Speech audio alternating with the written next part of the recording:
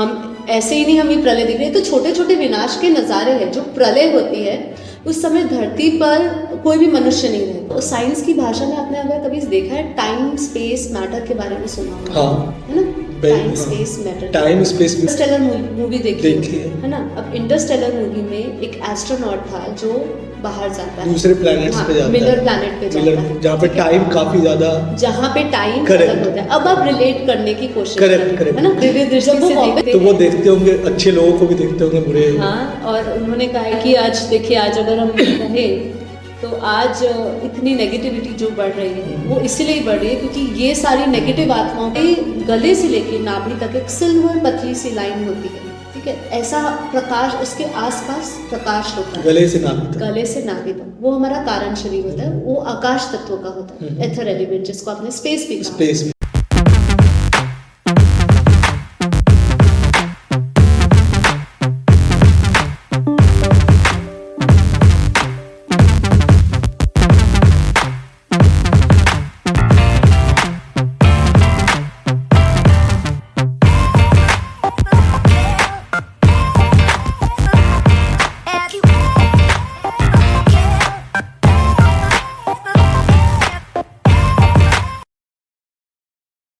Welcome to podcast with Shashank. आज का जो हमारा ये एपिसोड है बहुत ही ज़्यादा इंटरेस्टिंग होने वाला है। बेसिकली हम इसमें योग, मेडिटेशन, आत्मज्ञान और ब्रह्मांड के बहुत ही अनसुलझे रहस्य के बारे में बात करने वाले हैं।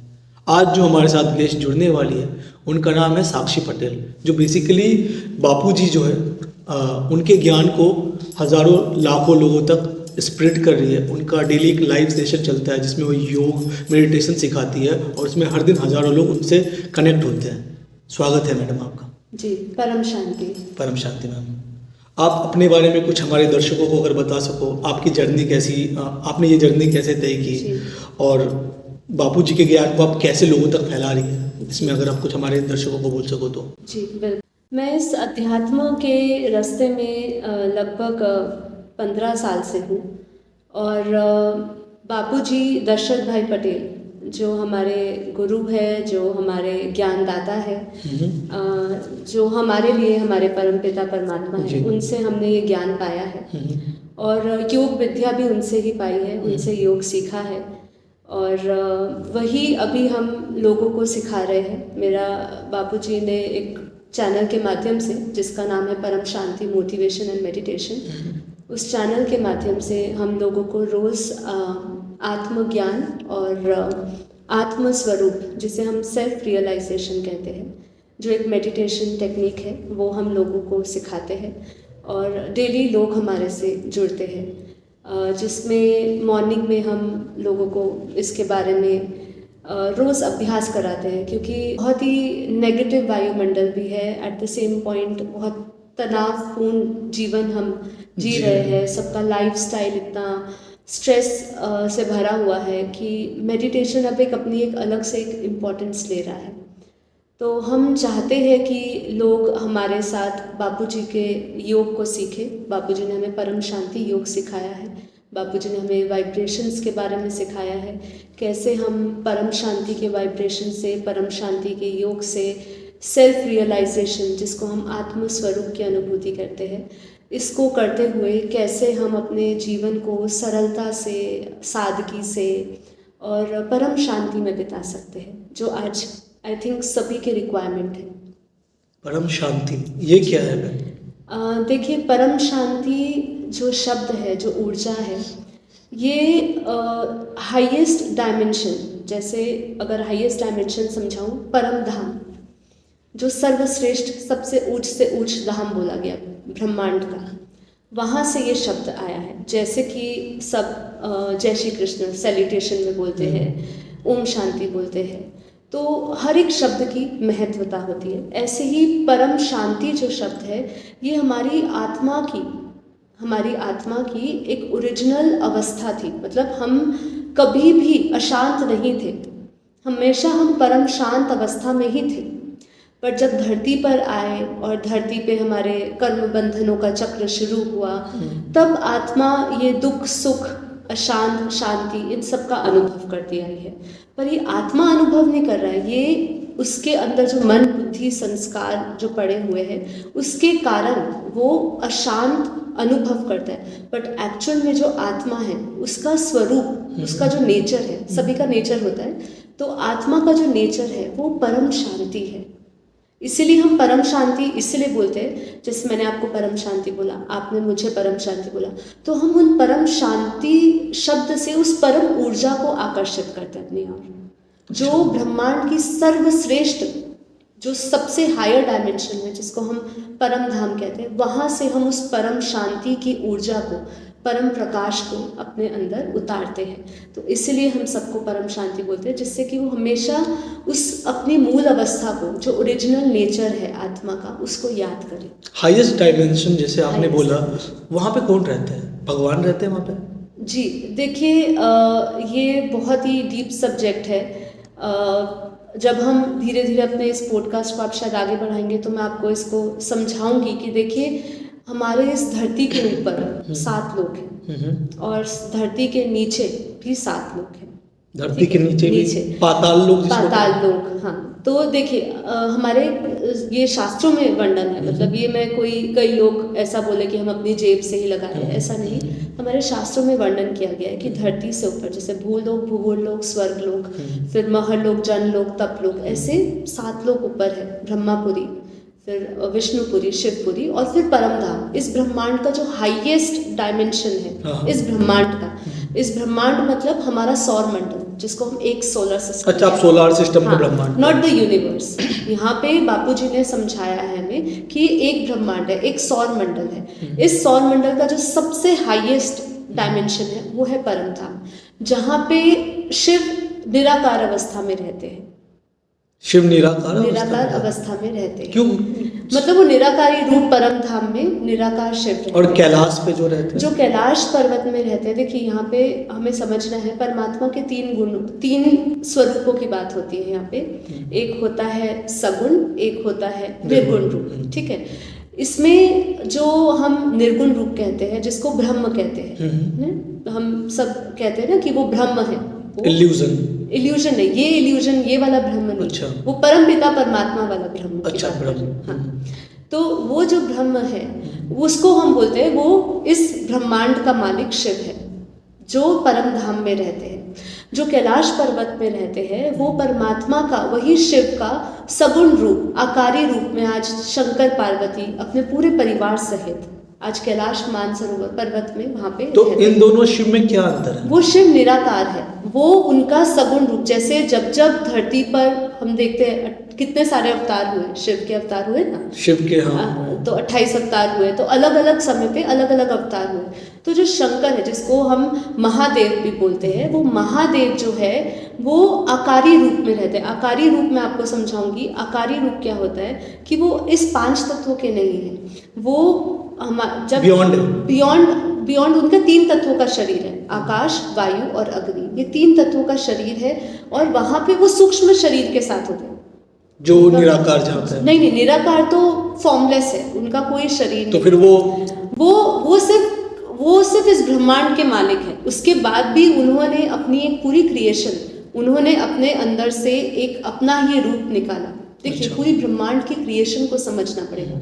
ब्रह्म ज्ञान वही है जो इस पूरे ब्रह्मांड की क्रिएशन को समझे। तो जो वो शिव निराकार परमात्मा था, वो उन्होंने अपने अंदर से ही अपना एक रूप निकाला, ठीक है।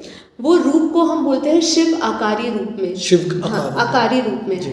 अब उन्होंने आकारी रूप में, शिव ने अपने ही एक रूप से उन्होंने जो शिव पार्वती, हम जो जिनको पूछते हैं, क्योंकि ये ब्रह्मांड के कौन त्रिदेव चलाते हैं, ठीक है। हाँ, ब्रह्मा, विष्णु और शंकर, ठीक है। तो ब्रह्मा रचना करते हैं, सर्जन करते हैं, विष्णु पालना करते हैं, और शंकर जी जो है, जिनको महादेव बोलते हैं, वो डिस्ट्रॉय करते हैं, ठीक है। तो उन्होंने ये ब्रह्मांड का जो ये पूरा क्रिएशन हुआ, ब्रह्मांड का एक्चुअली क्रिएशन करने वाले ब्रह्मा है, प्रजापिता ब्रह्मा है, जिन्होंने, हम कहते हैं ना, शास्त्रों में आपने पढ़ा होगा कि ब्रह्मा ने अपने संकल्पों से सृष्टि की रचना करी। हाँ, ब्रह्मा जी ने रचना। हाँ, तो ये जितनी भी हम समस्त सृष्टि में रचना देख रहे हैं वो ब्रह्मा ने करी है। अच्छा। और जो शिव है वो इस ब्रह्मांड के मालिक है, और जो शंकर जो है, जो आज कैलाश मानसरोवर में है, जिनको आज लोग जाते हैं, वो आकारी रूप में मतलब सूक्ष्म रूप में अपने परिवार सहित वहाँ रहते हैं, पर हम उनको इन आँखों से नहीं देख सकते क्योंकि हम 5 तत्वों में हैं, लेकिन वो सूक्ष्म शरीर के साथ है, सूक्ष्मधारी है उनका शरीर। उनका शरीर जल और मिट्टी तत्व का नहीं है। हम आज एक दूसरे को क्यों देख पा रहे हैं? क्योंकि हमारा जड़ तत्व जो जल और मिट्टी है उसके कारण ही हम सबको देख रहे हैं। जैसे ही आत्मा, जैसे ही ये शरीर छोड़ती है, ठीक है, तो वो 3 तत्वों की बन जाती है। ऐसे ही हमारे जो देवी देवता है वो सारे सूक्ष्म शरीर में ऊपर के लोकों में रह रहे हैं, ठीक है। तो आत्मा और परमात्मा में कोई अंतर नहीं होगा क्योंकि ये तीनों? आत्मा और परमात्मा में अंतर है। देखिए, आत्मा जब अपने उस परम स्वरूप को जान जाता है, अभी हम सभी जानते हैं कि हम आत्मा है, आत्मा है, सभी जानते हैं, ठीक है। आत्मा पर क्या है? आत्मा क्या है? उसका स्वरूप कैसा है? ये भी एक सबसे बड़ा प्रश्न आता है कि आत्मा को कहाँ देखे, आत्मा कैसे दिखती है? कैसे दिखती है आत्मा? हाँ, तो देखिए, आत्मा जो है हमारे यहाँ भ्रकुटी, यहाँ पे सेंटर ऑफ द फोरहेड में हमारा जो बड़ा माइंड होता है उसके सेंटर में रहती है, और वो उसका जो स्वरूप होता है वो एक प्रकाश होता है। जैसे हम सूर्य के प्रकाश को देखते हैं, अंधकार में चांद सितारों को चमकता हुआ देखते हैं, ऐसे ही हमारी आत्मा प्रकाशमय होती है, ठीक है। लेकिन आत्मा में अनंत जन्मों के कारण अनंत जन्म ले रही है, कई अनंत समय से ब्रह्मांड जो चल रहा है, अनंत समय से जन्म मरण में आते आते आत्मा के ऊपर आवरण चढ़ चुके हैं, लेयर्स चढ़ चुकी है, मतलब कार्मिक लेयर्स चढ़ चुकी है, इसलिए वो अपने आप को भूल बैठा है, ठीक है। अब जो आत्मा का स्वरूप है, सबसे पहले हमें स्वरूप समझना है। जो आत्मा है वो प्रकाशमय है। आत्मा को हम इन आंखों से नहीं देख पाते। शास्त्रों में बताते हैं कि जो आत्मा है वो हमारा जो बाल है, बाल का एक स्ट्रैंड ले लीजिए, बाल का एक मोटापा जो आता है, बाल थिकनेस, वो थिकनेस से करोड़ों गुना सूक्ष्म है आत्मा। हाँ, ठीक है। इसीलिए आप उनको देख नहीं सकते, केवल उसको ध्यान द्वारा, योग द्वारा अनुभव में लाया जा सकता है, मतलब उसकी अनुभूति की जा सकती है, और यहीं पर ही हमारा योग और ज्ञान शुरू होता है, ठीक है, कि आत्मज्ञान के द्वारा आप आत्म स्वरूप की अनुभूति करते हैं, आत्मा को जानते हैं। तो हमारा यहाँ पे विषय ये था कि आत्मा और परमात्मा अलग है। आत्मा हम सभी हैं। जब व्यक्ति जीव भाव में होता है, जीव भाव में अब समझाऊंगी आपको, जीव, आत्मा और परमात्मा, ये 3 चीज की बात होती है। जीव मतलब जो इस देह बुद्धि के साथ रह रहे हैं, जीव जंतु सभी को जीव बोलेंगे। उनके अंदर बुद्धि नहीं है सेल्फ रियलाइजेशन की, तो वो सभी जीव हैं। जब वो आत्मा तक जानती है, स्वयं को जानती है, अपनी खोज में चलती है, तो वो आत्मा को जानती है कि भाई मैं एक आत्मा हूँ, चैतन्य शक्ति हूँ मैं। आत्मा जो है ये शरीर को चला रही है, ये शरीर को चलाने वाली चेतन शक्ति जो है उसको आत्मा बोलते हैं। कॉन्शियसनेस जिसको कहते हैं। कॉन्शियसनेस जो है वो एक्चुअली अलग है। वो अलग है? हाँ, सोल और कॉन्शियसनेस दोनों अलग है। चेतना, उसकी ऊर्जा जो है, जो वो अलग है, और जो आत्मा है वो अलग है। तो आत्मा जब आत्मा जर्नी पे निकलता है कि मैं आत्मा हूँ ये जानने के लिए, तब वो अपने परमात्मा को खोजता है कि मेरे को बनाने वाला क्रिएटर कौन है। आत्मा परमात्मा को ढूंढता है, ढूंढ लेता है उसे। वो एक लंबा प्रोसेस है। अच्छा। खाली इतना सोचना कि मैं आत्मा हूँ वहाँ तक सीमित नहीं होती है। ये जो अध्यात्म की यात्रा है यहाँ तक सीमित नहीं होती, उसको लगातार ज्ञान लेना पड़ता है। उस ज्ञान द्वारा ही वो अपने परमात्मा की पहचान करता है। क्योंकि आप देखिए यहाँ पे कितनी डाइवर्सिटी है, सबके भगवान अलग अलग, सबके अलग अलग भगवान है। क्यों सबके भगवान अलग है? क्योंकि हम कहते हैं कि हम सब एक हैं, सबके बिलीव्स अलग है, सबके बिलीव, सबके क्रिएटर्स अलग हैं। देखिए सच में अलग है, सच में अलग है। देखिए मैं आपको इसको एग्जाम्पल के तौर पे समझाती हूँ। शिवपंथी और विष्णुपंथी 2 लोग होते हैं। जो शिव को मानते हैं उनको शिवपंथी बोलते हैं, जो विष्णु को मानते हैं वो विष्णुपंथी होते हैं। विष्णु वाले शिव को नहीं मानते, उनका आराध्य शिव नहीं हो सकता, उनका आराध्य विष्णु ही हो सकता है। जैसे मैं तो सबको मानता हूँ। अब देखिए ये आपका खुद का बिलीफ है, लेकिन क्रिएटर सबका एक है। अच्छा, ठीक है, सबका मतलब जिसको आप मान रहे हो, अध्यात्म ये समझाता है आप जिसको ध्याओगे उसको पाओगे। तो ये आप जैसे कह रहे हो कि शिव अलग है, विष्णु अलग है, उसी तरह अल्लाह अलग है, क्राइस्ट अलग है, सब अलग हाँ, अलग है। सबके क्रिएटर अलग अलग। सच में अलग है? हाँ, सच में अलग अलग है।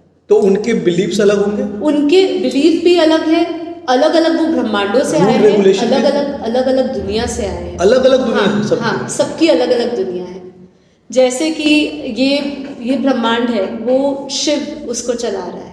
हाँ। ठीक है, मतलब ये ब्रह्मांड का मालिक है शिव। शिव है। ऐसे अगर हम गैलेक्सी, यूनिवर्स, ऐसे हम ऊपर के हायर डायमेंशंस की बात करें तो हर हायर डायमेंशन को चलाने वाली एक चेतन शक्ति है।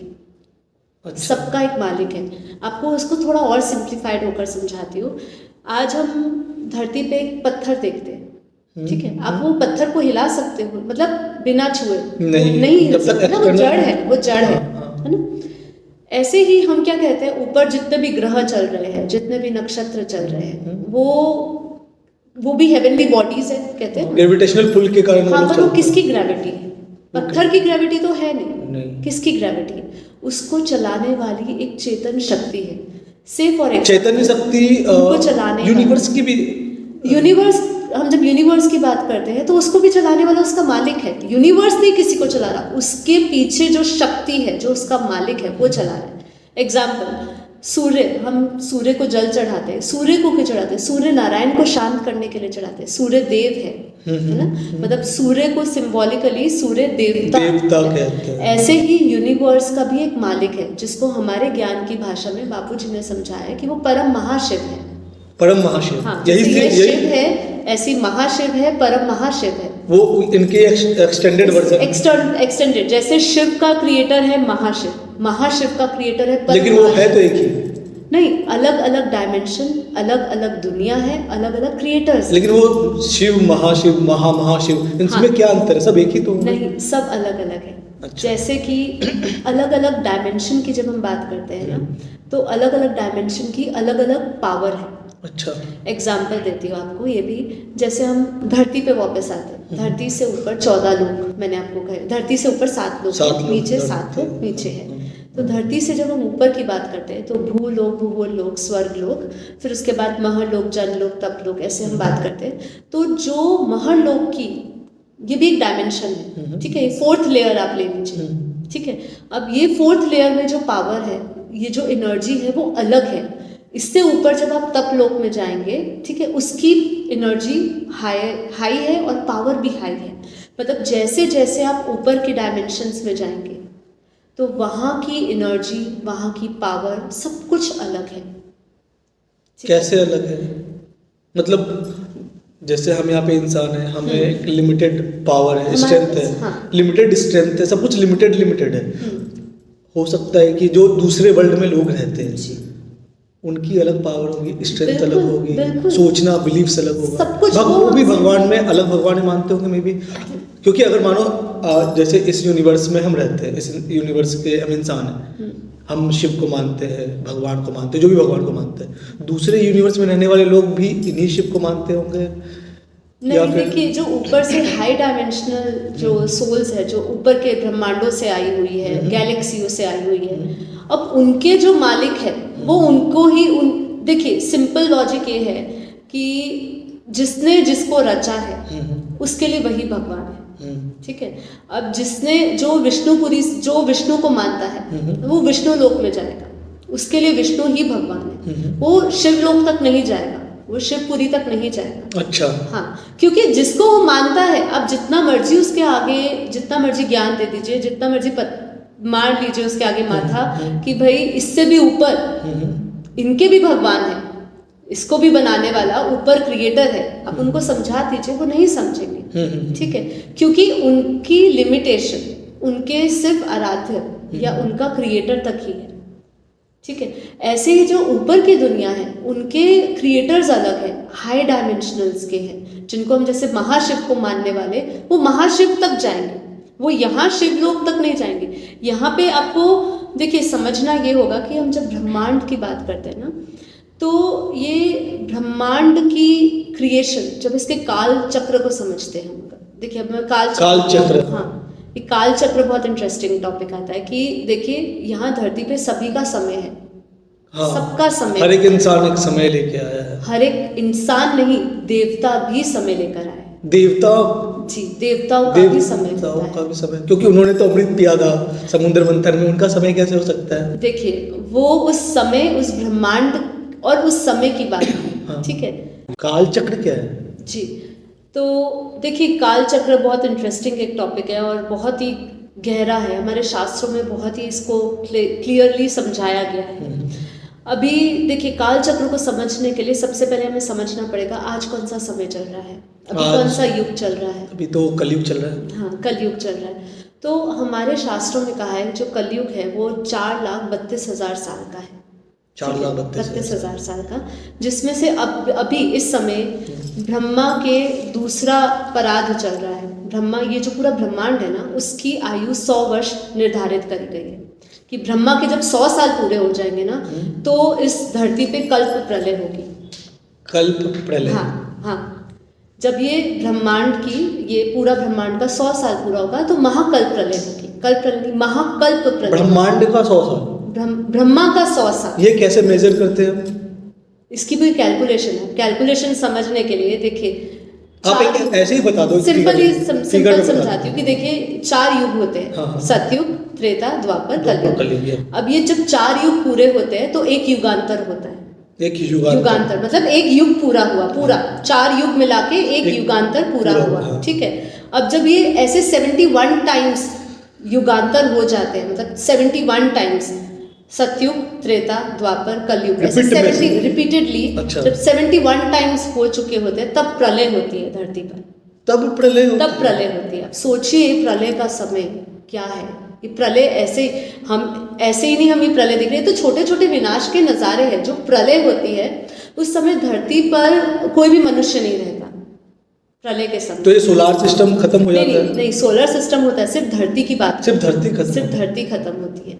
फिर उसके बाद जब ये ऐसे 71 टाइम्स जब ऐसे ये पूरा साइकिल युगांतरों का पूरा होता है तो इसको बोलते हैं एक मनवंतर।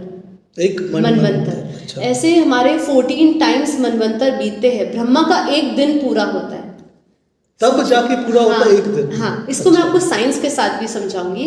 आप पहले समझिए, ब्रह्मा का जब एक दिन पूरा होता है तो समझिए ऐसे 14 मनवंतर बीत चुके होते हैं, तब होती है कल्प प्रलय। और इस कल्प प्रलय में धरती के ऊपर जो भूलोक, भूगोलोक, स्वर्गलोक है, ये खत्म हो जाता है। अच्छा, ठीक है। अब इसको भी कैसे खत्म होता है बहुत ही अलग, हम में भी बहुत डिटेल में जाए तो आप इसको समझा पाएंगी मैं कि किस तरीके से विष्णु 12 अग्नि के सूर्य पैदा करके ये तीनों लोगों को खत्म कर देते हैं। अब जब ये बात हो रही थी ब्रह्मा के एक दिन में, ब्रह्मा का एक दिन बीता है। हाँ, देखिए यहाँ पे आपको थोड़ा और सिंप्लीफाई करती हूँ। शायद आपने पहली बार ये सब काल चक्र को समझ रहे हो तो साइंस की भाषा में आपने अगर कभी देखा है, टाइम स्पेस मैटर के बारे में सुना होगा, है ना? Time space matter, dark matter से ये यूनिवर्स बना। हाँ, लेकिन ये टाइम स्पेस मैटर की फिलहाल हम बात करते हैं कि ये टाइम स्पेस और मैटर, ये तीनों चीजें हर जगह पे अलग अलग होती है। एग्जाम्पल, आपने इंटरस्टेलर मूवी देखी है ना? अब इंटरस्टेलर मूवी में एक एस्ट्रोनॉट था जो बाहर जाता है, दूसरे प्लैनेट्स पे जाता है, मिलर प्लैनेट पे जाता है, जहाँ पे टाइम काफी ज्यादा, जहाँ पे टाइम अलग होता है। अब आप रिलेट करने की कोशिश करें, है ना? जब वो वापस आता है तो उसकी जो बेटी होती है वो डेथ बेड पे होती है। उसकी उम्र जो होती है 80-90 से ऊपर हो चुकी थी और उसकी सिर्फ 7 साल ही बड़ी होती है। जिस उम्र में वो गया था, ये धरती को छोड़ के वहां पे गया था, दूसरी गैलेक्सी के मिलर प्लैनेट पे गया था, तो उसकी सिर्फ 7 साल ही उम्र बड़ी थी जब वो धरती पे आया। दैट मीन्स वहाँ का टाइम, वहाँ का एनर्जी, वहाँ का स्पेस अलग है। वैसे ही यहाँ पे मैं वो समझाने की कोशिश कर रही हूँ कि जब ब्रह्मा का 100 साल होता है ना, तब इतना समय बीत चुका होता है। लेकिन ब्रह्मा जी को फील होता होगा कि उनका एक ही दिन निकला। हाँ, जैसे हमें फील होता है कि हमारा एक दिन निकल गया, वैसे ब्रह्मा जी को फील होता होगा कि एक दिन निकल गया। हाँ, देखो इसको और सिंप्लीफाइड टर्म में समझाती हूँ। बारिशों में कीड़ा पैदा होता है ना, तो एक कीड़ा पैदा होता है, वो उसी टाइम पैदा होता है और जब सुबह प्रकाश आता है तो मर जाता है। अब हमारी मनुष्य की जो आयु है 80 साल, 50 साल, जितनी भी निर्धारित करी गई, मान लो 80 साल, हमारी ये जीवन 80 साल का, वो जीव का, वो कीड़े का आयु सिर्फ एक दिन का। एक दिन का। अब डिफरेंस समझ। लेकिन उसके लिए वो 80 साल होगा या 100 साल होगा। हमारे लिए ये हाँ, हाँ। तो वैसे ही अब आप समझने की, रिलेट करने की शुरू बेसिकली मैं आप समझ रहा हूँ कि क्वांटम वर्ल्ड में अगर हम जाए हाँ। तो वहाँ के जो क्वांटम वर्ल्ड में लोग रह रहे होंगे, हाँ, उनके लिए उनका जो पूरा 100 साल होता होगा, हमारे लिए एक दिन होता होगा। हाँ, वहाँ का स्पीड जो है वो बहुत स्लो होता है। यहाँ की धरती की स्पीड बहुत तेज होती है। बहुत तेज होती है। जैसे यहाँ का 1 साल बीत जाता है ना, हाँ। तो देवताओं का 1 दिन होता है। एक दिन होता है। हाँ। अब ऐसे कहानियां हैं हमारे शास्त्रों में। अच्छा। कि भाई एक मुचुकुंद करके एक राजा थे, वो इंद्र के पास जाते हैं, उनको सहायता करते हैं युद्ध में। असुरों के साथ युद्ध हो रहा होता है, तो उनको सहायता करने के लिए मुचुकुंद आते हैं। अब वो देवता, वो देवलोक में, इंद्रलोक में होते हैं, ठीक है, स्वर्ग में। अब वहाँ पे वो उनका लड़ाई चल रही होती है। अब बीच में ऐसा होता है कि अब वो कहते हैं कि कार्तिकेय जो होते हैं, भगवान शिव के बेटे, हाँ। वो उनके सेनापति बन जाते हैं। और वो कहते हैं कि अब मेरा कार्य यहीं पर पूर्ण हुआ, अब मैं धरती पर जाता हूँ, अपने घर जाता हूँ, और वहाँ पे जो मेरा राज्य है, सब मेरे जो महारानियाँ हैं, मेरे पुत्र हैं, सब प्रतीक्षा कर रहे होंगे, तो मैं वहाँ जाता हूँ। अब उस समय इंद्र क्या बोलता है उनको? इंद्र यही बोलता है कि अब आप वहाँ जाओगे तो आप किसी को नहीं पाओगे। मतलब ना वहाँ महारानियाँ आपकी होगी, ना वहाँ आपके पुत्र होंगे। क्यों? क्योंकि वहाँ पे जो समय था स्वर्ग लोक में, वहाँ पे मतलब वो 100 साल अगर उन्होंने बिता दिए, तो धरती पर तो युग बदल गया, समय बदल गया, युग बदल गया पूरा का पूरा। मान लीजिए शायद वो अगर त्रेता, एग्जाम्पल के तौर पे कह रही हूँ, एग्जैक्टली वो कौन सा युग होगा वो नहीं पता, लेकिन जैसे त्रेता चल रहा होगा तो वो द्वापर में बदल चुका होगा।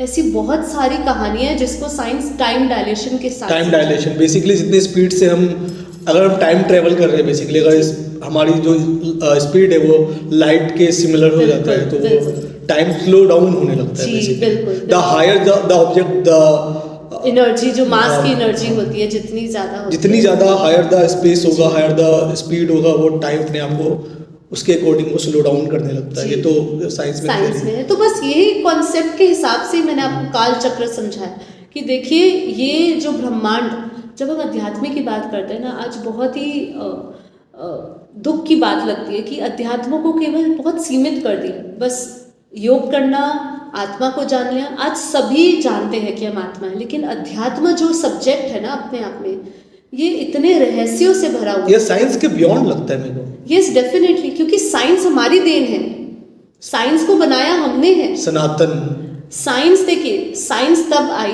जब हम अपनी साइलेंस की पावर को खो चुके थे, जब हमने संकल्पों से साइंस हमने बनाई है। आज देखिए, पहले के जमाने में, आपसे अपने 100 साल पहले, 150 साल पहले, 200 साल पहले की बात करें, अपने पूर्वजों की, दादा परदादा की, उस समय कोई यंत्र नहीं हुआ करता था, वो मीलों चल लिया करते थे, करेक्ट है ना? उस समय देखा जाए तो वो हमसे ज्यादा विकसित थे। क्यों? क्योंकि उनकी आत्मा में बल था, उनकी आत्मा में शक्ति थी। पहले के आप मंदिर देखिए, जो उनकी आकार, जिस आकार से, जिस तरीके से वो बने हुए हैं, पिरामिड्स हो गए। अब आप इन सब की बात करिए, जिस तरीके से उनको बनाया है, बनावट उनकी देखिए। उस समय कोई यंत्र नहीं थे, उस समय कौन सी शक्तियाँ थी? उस समय दिव्य शक्तियाँ ऊपर से उतरती थी, ऊपर से दिव्य शक्तियाँ उतरती थी, और वो निर्माण करती थी ये सब चीज़ों का। अब क्यों नहीं आती?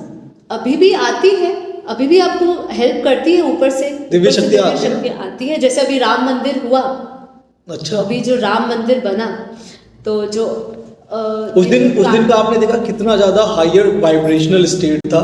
हर एक इंसान के मन में ना एक अलग तरह की खुशी थी।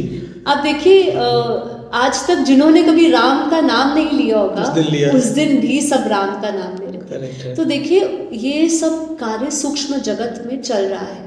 अब ये सूक्ष्म जगत क्या है? ये हम जो देख रहे हैं, ये फिजिकल रेल्म में, ये धरती है, मतलब ये 5 तत्वों की दुनिया है।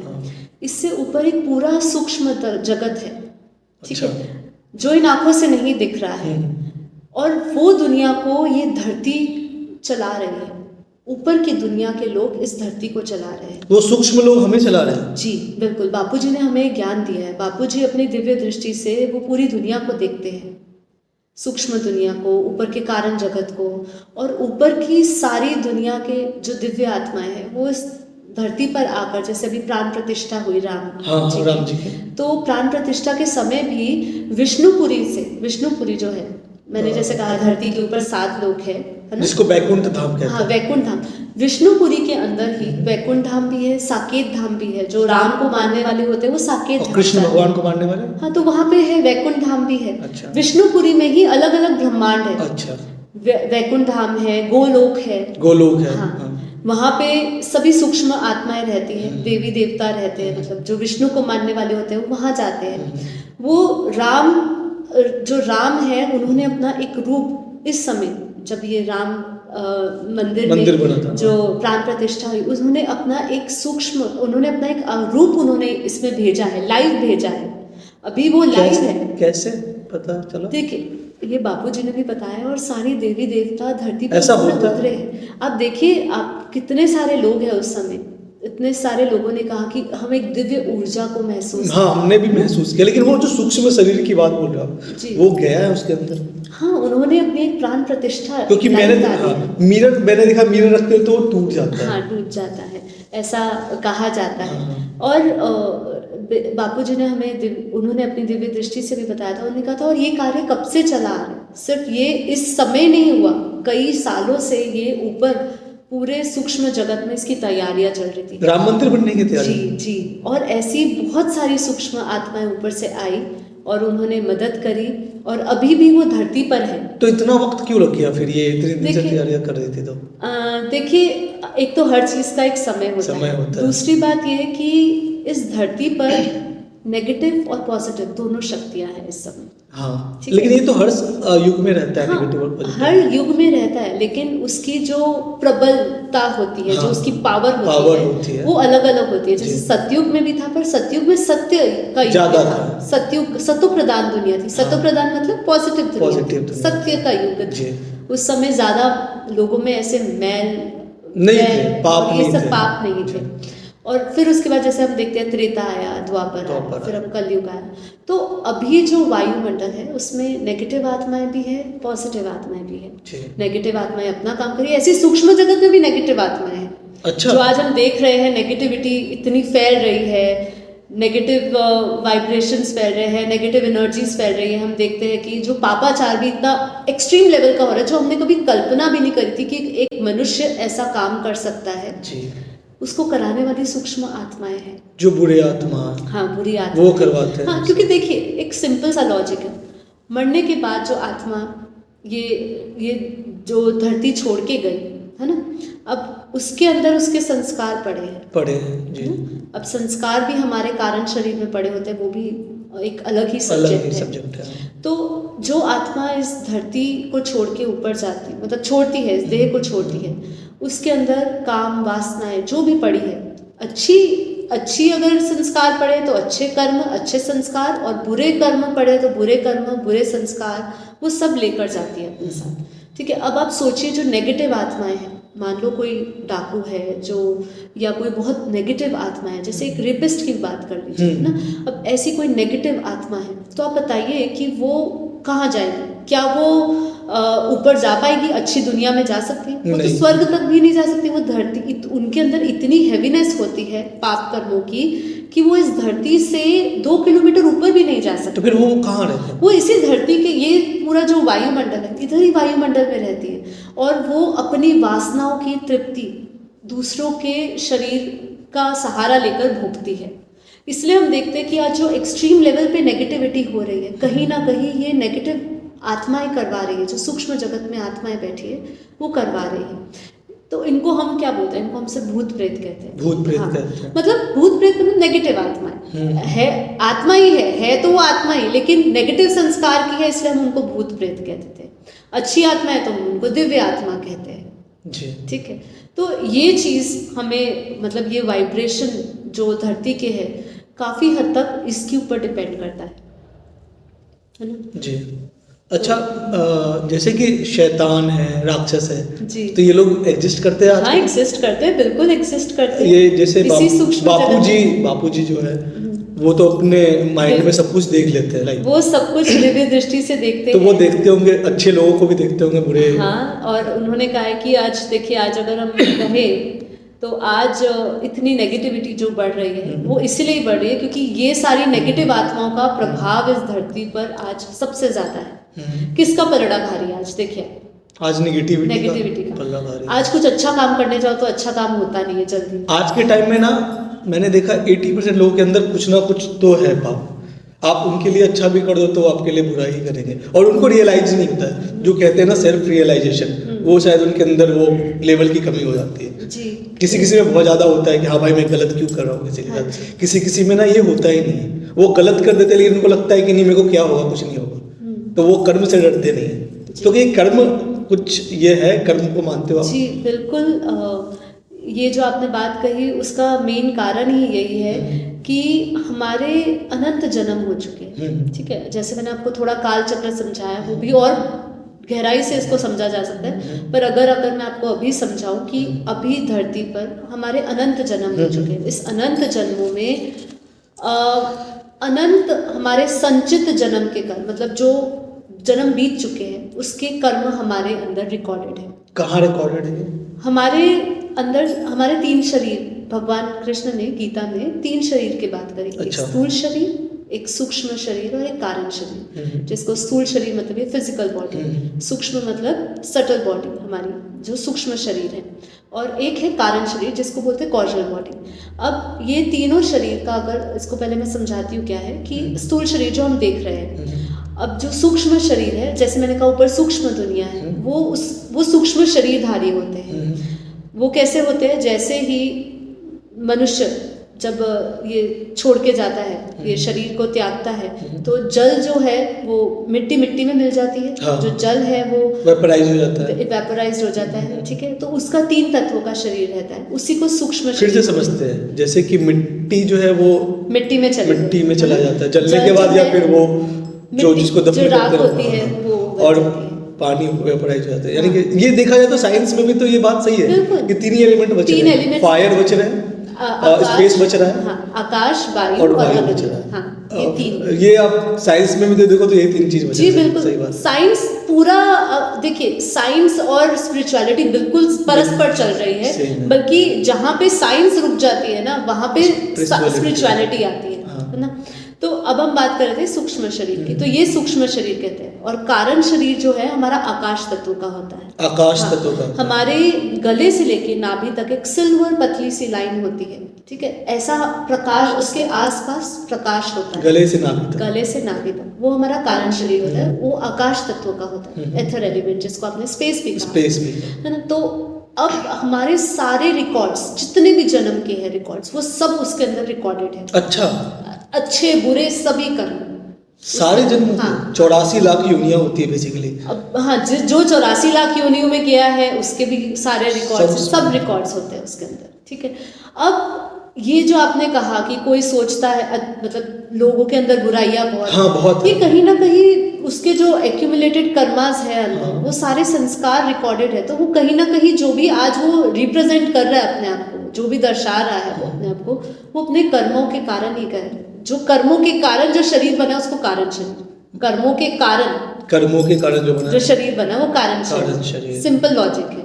ठीक है, अब उसके अंदर सब कुछ रिकॉर्ड है, और इसीलिए हम उसके अनुसार ही अपने कार्मिक्स के कारण ही हम अपना बिहेवियर, एटीट्यूड, वो सब चीज़ें रखते हैं। कोई देखो कि आप बहुत अच्छे हैं, बहुत ही पॉजिटिव नेचर के होते हैं, कोई बहुत अध्यात्म को मानते हैं, कोई नास्तिक को मानते हैं। उनके एक कर्म बंधन और उनके कार्मिक्स जो है, जो लेकर संस्कार वो लेकर आ रहे हैं, वही संस्कार के साथ उनका जन्म होता है। पर ऐसा क्यों है मैम? मतलब आप किसी के साथ बहुत अच्छा कर दो, क्योंकि मेरे साथ भी रिसेंट में हुआ, बहुत ज़्यादा अच्छा कर दो बहुत, लेकिन उनको रियलाइजेशन ही नहीं हो रहा है कि आपने उनके लिए अच्छा किया है, और वो आपके साथ बुरा करते जा रहे हैं। उनको रियलाइज नहीं हो रहा है कि वो हमारे साथ बुरा करें, और उनको पछतावा भी नहीं हो रहा, गिल्ट भी नहीं हो रहा। वो बेसिकली अपनी लाइफ में मस्त है। ऐसा क्यों होता है? मैं कोई समझ, जैसे हमारे अंदर इतनी अवेयरनेस है कि भाई हम किसी को हार्म नहीं कर सकते, अच्छा करते हैं, कोई हमारे लिए अच्छा करता है, उनके अंदर इतनी भी अवेयरनेस नहीं बची है। तो ये वो देखिए, वो उनके संस्कार है, वो अपने एक संस्कार के साथ लेकर आए हैं। वो संस्कार आप नहीं बदल सकते हो। वो देखिए, किसी को है ना, किसी को पत्थर मारने में बड़ा मजा आता जी। है, उसको उसमें विकृत आनंद मिलता जी। है। आपको उसमें आनंद नहीं मिल जी। रहा, आपको उसमें लग रहा है कि उसको चोट लग जाए, जी। लेकिन किसी को बड़ा मजा आ रहा है, किसी को टीज करने में बड़ा मजा आ रहा है। अब आप उसको ऐसी मजाक उसका उड़ा रहे हो, आपने तो नॉर्मल तरीके से उसका मजाक उड़ाया, लेकिन शायद उसको बुरा लगा। तो देखिए, जैसे कि किसी को कोई पत्थर मार रहा है, तो वो जब पत्थर मार रहा है तो उसको आनंद मिल रहा है, तो वो कौन सा आनंद है? वो विकृत आनंद है। तो देखिए, उसकी चेतना, जो उसकी कॉन्शियसनेस है, वो काफी वीक हो चुकी है, मतलब उसका वो गिर चुकी है, इसलिए उसको रियलाइजेशन नहीं होता है। ये रियलाइजेशन होना, अपनी गलती को मानना, ये बहुत ही बड़ी बात है। ये एक साधारण मनुष्य की बात नहीं है। आज आत्मा के स्तर, जो आत्मा का स्तर है, कॉन्शियसनेस जो है लोगों का, जो एनर्जी है, वो एकदम डाउन हो चुकी है, डिग्रेड हो चुकी है। कोई अपने आप को गलत मानने के लिए तैयार नहीं है। क्यों? क्योंकि उनको लगता है ये जो उनका जो अहम है, जो उनका अहंकार है, वो इतना हाई लेवल का हो चुका है कि लोग इसको इजीली एक्सेप्ट नहीं कर सकते। इसी को इसके कहते लिए हैं स्पिरिचुअल नॉलेज चाहिए। इसलिए कहते हैं इसको सेल्फ रियलाइजेशन। ये मेडिटेशन के थ्रू हम प्राप्त कर सकते हैं सेल्फ रियलाइजेशन।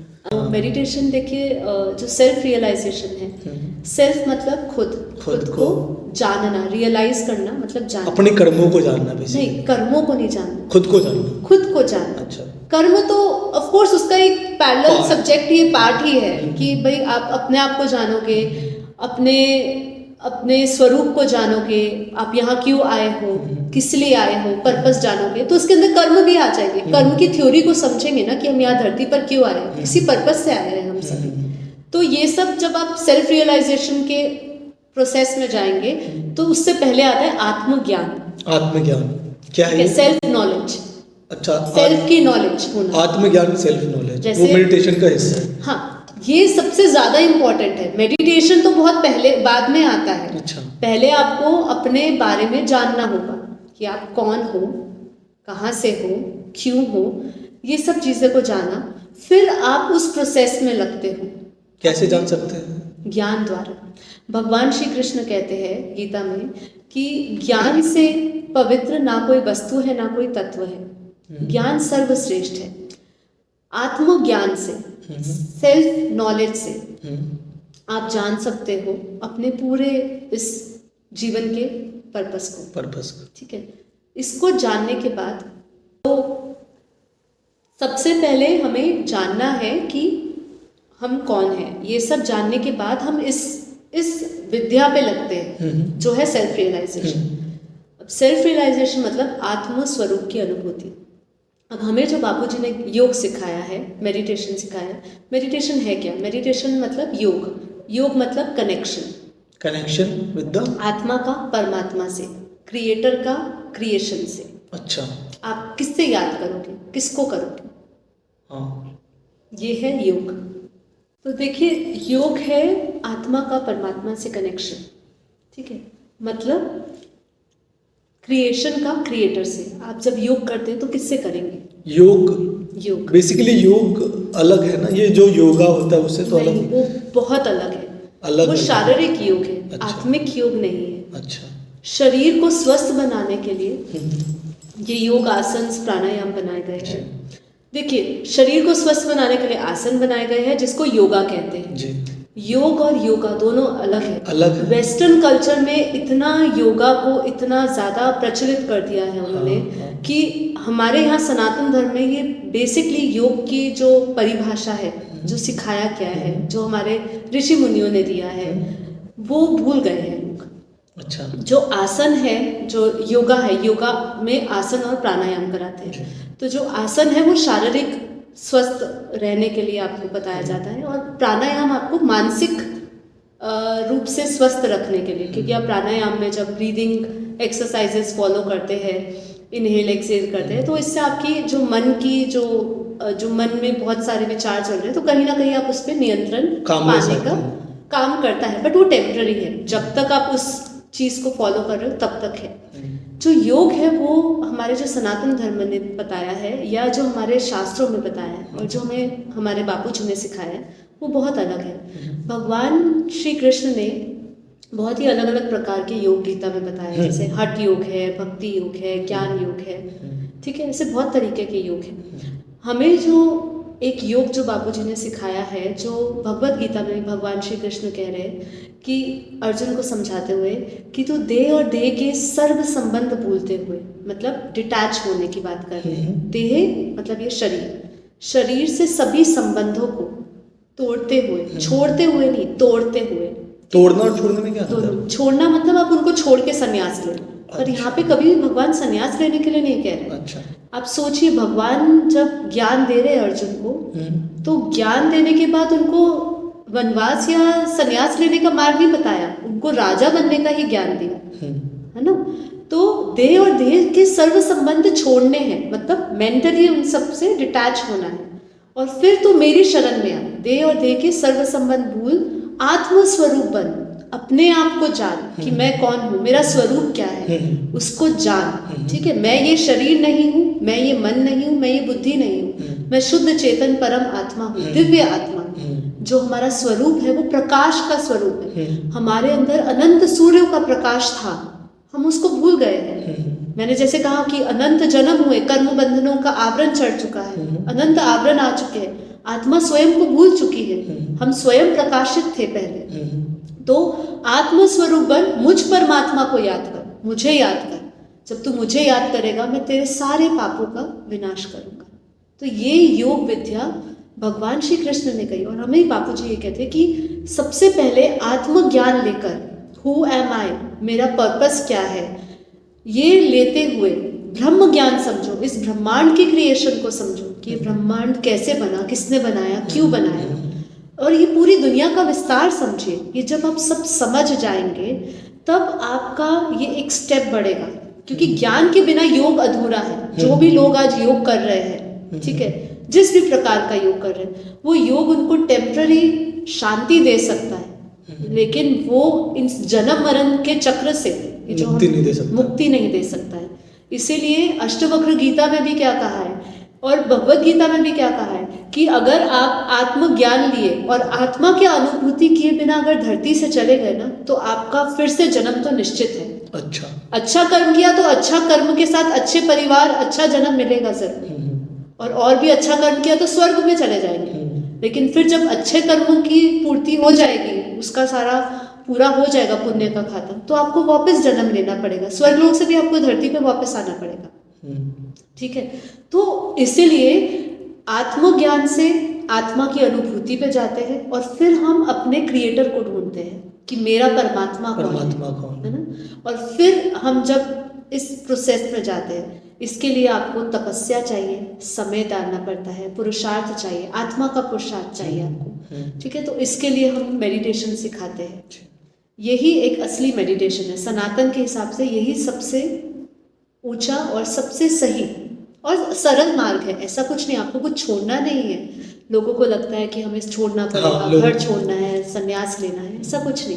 भगवान गृहस्थ आश्रम में रहने वालों को ही मिलता है। कितने टाइम अगर हम हर दिन का निकाले मेडिटेशन के लिए, तो देखिए, हमारे बापूजी ने वैसे तो कर्मयोगी भी सिखाया, मतलब जब आप इसको निरंतर प्रैक्टिस कर लेते हैं तो आप हर एक परिस्थिति में योग की अवस्था में अपना जीवन निर्वाह कर सकते हैं। लेकिन एज अ बिगनर, जैसे जो मेडिटेशन सीख रहा है, तो उसको एटलीस्ट 10 से 20 मिनट, शुरू के 10 मिनट शुरू करें। हाँ, और उसकी राइट टेक्निक समझिए। देखिए, जैसे मैंने कहा, ज्ञान और योग दोनों साथ साथ हैं। आप आंखें बंद करके किसी चीज़ को फॉलो मत करिए कि ये ध्यान सिखाया जा रहा है, मैं इसको करूँ। जैसे आज माइंडफुलनेस पे बहुत बात हो रही है ना, आपने सुना होगा माइंडफुलनेस। हाँ, बेसिकली एंजाइटी और स्ट्रेस के लिए।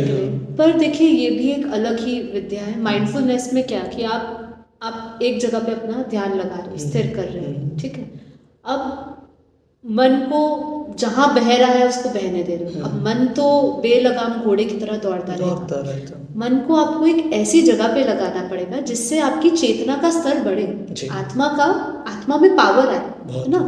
अगर अब मेरा मन किसी चीज में भाग रहा है, उसको मैं भागने दूंगी, उसको नियंत्रण नहीं करूंगी, तो वो योग कैसे हुआ? जी तो योग करने के लिए हम लोगों को सिखाते हैं कि आप पहले ज्ञान से अपने आप को सेल्फ टॉक से भरिए, जैसे कि मैं एक पवित्र आत्मा हूँ, पावरफुल आत्मा हूँ, मैं ये शरीर अफर्मेशन सेल्फ टॉक से अफर्मेशंस ले, और फिर वो अफर्मेशंस को लेते लेते आप धीरे धीरे अपने मन को एक जगह पे लगाएंगे, मतलब नेगेटिविटी से पॉजिटिव की तरफ जाएंगे, है ना। और फिर उसके बाद धीरे धीरे आप अपना ध्यान को केंद्र करते हैं आत्मा में, ठीक है। अब आत्मा का जो स्वरूप है वो प्रकाश है, परम शांति है, जैसे मैंने आपको कहा परम शांति बोलते हैं, तो इसीलिए हमने इसको परम शांति योग बोला है कि ये परम शांति योग है। आप अपने उस परम शांति स्वरूप में चले जाते हैं, और उस स्वरूप में जाने के बाद फिर हम परमात्मा से अपने कनेक्शन करते हैं। अब परमात्मा को आप सगुण रूप में देखिए, निर्गुण रूप में देखिए, वो अभी आपकी चॉइस है एज एन बिगनर। तो हमें भी ये सब सिखाया जाता है और यही हम लोगों को सिखाते हैं। आज का ये एपिसोड हमें यहीं पे ख़त्म करना होगा, क्योंकि अगर बात करने लगे तो 2-3 दिन तक बात कर सकते हैं, क्योंकि इतनी ब्रॉड टॉपिक है।